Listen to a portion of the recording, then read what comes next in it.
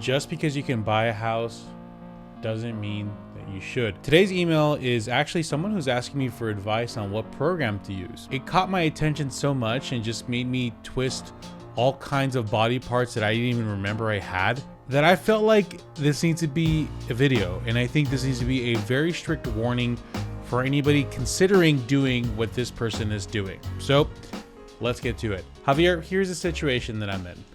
I'm going to be a first-time home buyer and I'm really excited to buy a home. Okay, not bad at first. The truth is I don't have any money saved up. I don't have an emergency fund. I'm currently 24 years old and I live with my parents. However, recently my parents' friend, who is a real estate agent, was over and talked to me about a lot of things going on in the market. She let me know that there is a lot of great first-time homebuyer programs, that the interest rates are dropping, and if I don't move on any houses now, then I'm really going to regret it again, because she doesn't know when the rates will be this low. I was able to talk to one of her lenders, and yeah, I am able to qualify for a pretty sweet down payment assistance program, but there's two types of programs I need your help picking from. One of the program gives me a monthly payment of about $3,200 and the other one does for $3,500. I currently make a gross monthly income of $7,200 a month, give or take, and I make about $6,000 take home, or what you call net income. Please help me pick out what the best loan product is. I want to make sure to boom, boom, boom, boom, boom, boom, boom, boom. I want you to really acknowledge what you're feeling. It's like a combination of like excitement, panic, anxiety, right? That is what's called FOMO, or fear of missing out. Now, a lot of times FOMO is not something that we create within ourselves. Sometimes it's like external circumstances. Like you see for example, let's say I have been in the market for a Mickey Mouse golf hat. And I want one, but they're always like $80. And I'm going to Disneyland and I happen to see a specific store saying, hey, 50% off of all hats. Holy crap. Immediately fear of missing out. But luckily, I'm too smart and never fall for stuff like that. Now, rarely is FOMO caused by a person, but there are people out there that are very talented in creating this feeling of fear of missing out within you. And my friend, this real estate agent who your parents' friend or whatever you said it is, she's very talented at doing that. Because off the bat, there's a lot of things wrong with what she's saying. Our rates are never going to be that low again.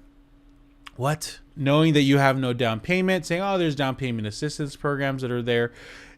It's here's the thing, okay? Real estate agents like myself, we're in this new landscape where there's like, we have to actually fight for our compensation or fight for our commission. And maybe this is bringing a little bit more aggressiveness out, but this person is someone who's trying to get another deal, right? They're not really trying to lead you the right way. They're a real estate salesperson trying to get the next deal. So there's a lot of things wrong initially from that get-go.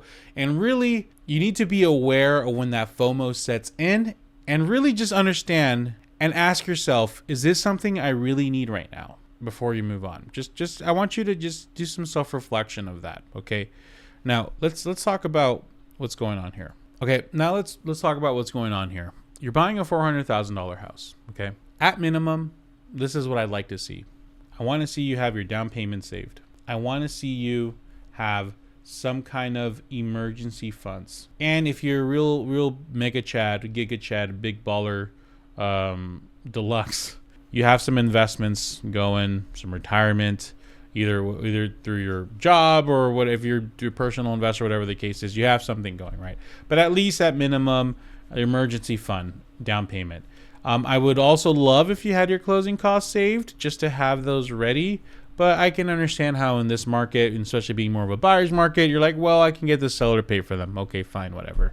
But at least a minimum down payment, closing costs. My friend, you don't even have these things. Instead, you're calling in outside help, and they're going to help you with a down payment. Dude, you make good money. Here's the reality.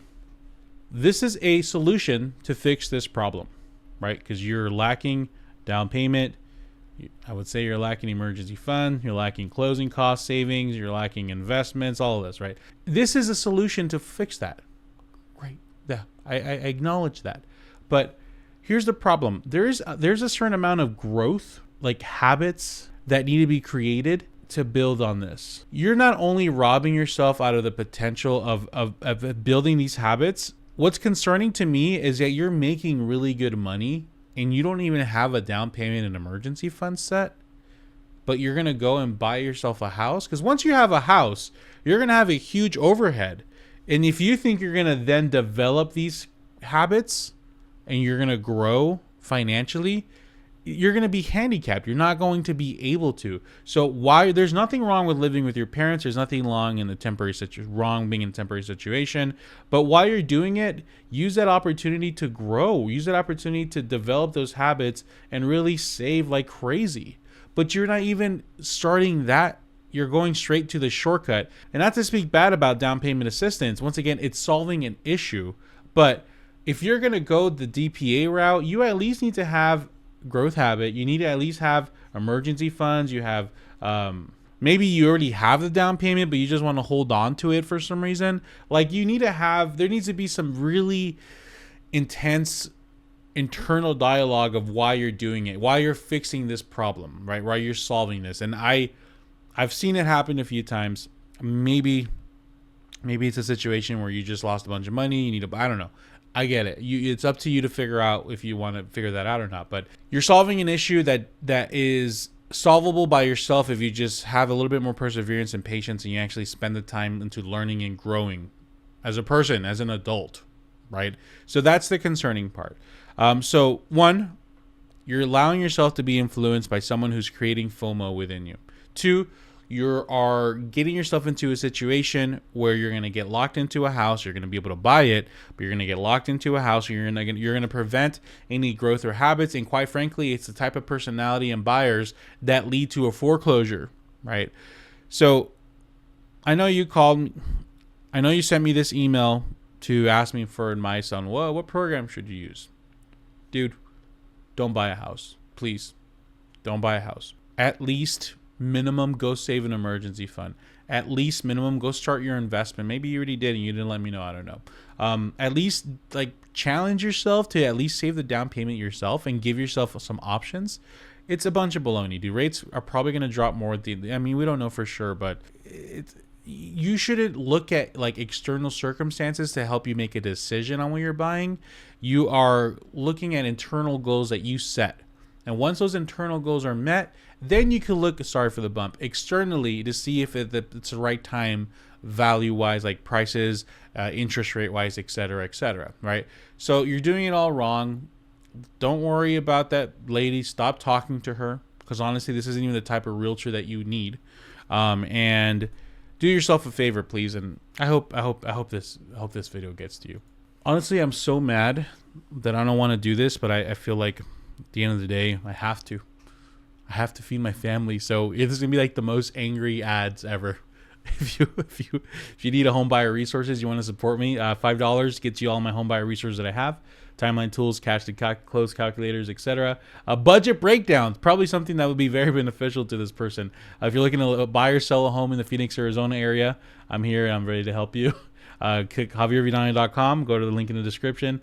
Or if you're looking for an agent anywhere else in the country, homeandmoney.com/Javier. Click the link in the description. Go single family, type in your city, and find yourself a realtor that's not going to be pushing you to buy a freaking house and create FOMO. At least I hope it is. I appreciate the emails. At the end of the day, I appreciate them. But I it's not necessarily anger I feel right now. It's just concern. I really hope that I'm going to send you this video back to you, but I'm also going to use you as an opportunity to learn on YouTube so everyone else can learn from you. But I really hope that you choose the right thing, because I'm really concerned. So thank you guys. See you in the next one.